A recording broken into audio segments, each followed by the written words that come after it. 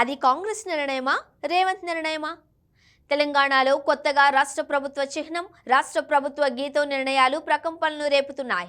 2014లో తెలంగాణ ఏర్పాటు తర్వాత కేసీఆర్ రాష్ట్ర ప్రభుత్వ చిహ్నాలను తయారు చేయించారు. అందులో చార్మినార్, కాకతీయ కళాతోరణం ఉన్నాయి. తెలంగాణలో కాంగ్రెస్ అధికారంలోకి వచ్చిన తర్వాత రేవంత్ చార్మినార్, కాకతీయ కళాతోరణాలు రాచరికపు చిహ్నాలు అంటూ వాటిని తొలగిస్తామని ప్రకటించారు. తాజాగా వాటిని రాష్ట్ర చిహ్నం నుండి తొలగించి కొత్తవి విడుదల చేసే ప్రయత్నాలు తుది దశకు వచ్చాయి. తెలంగాణలో అధికారంలోకి వచ్చిన కాంగ్రెస్ ప్రభుత్వం టీఎస్ బదులు టీజీగా మార్చింది. ఇక జయ జయ హే తెలంగాణ పాటను రాష్ట్ర గీతంగా, రాష్ట్ర ప్రభుత్వ చిహ్నం మారుస్తామని ప్రకటించింది.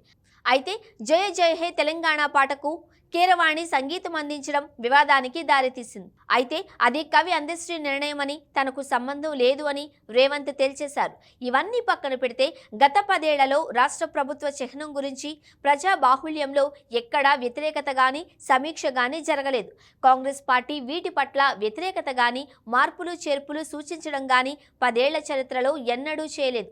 ఇక వ్యక్తిగతంగా రేవంత్ కూడా వీటి గురించి మాట్లాడిన దాఖలాలు గాని, ప్రభుత్వానికి ఒక వినతి పత్రం ఇచ్చిన ఘటన గాని, మీడియా ప్రకటన గాని చేసిన పరిస్థితి లేదు. కాంగ్రెస్ ఎన్నికల మేనిఫెస్టోలో కూడా దీనికి సంబంధించిన హామీలు లేవు.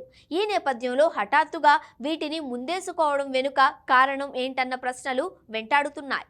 చార్మినార్, కాకతీయ కళాతోరణాలు రాచరిక చిహ్నాలు అంటున్న రేవంత్ తన మనవడికి మాత్రం కాకతీయ రాజు ప్రతాపరుద్రుని స్ఫూర్తితో రుద్రదేవ్ అని ఎలా పేరు పెట్టుకున్నారని ప్రశ్నిస్తున్నారు.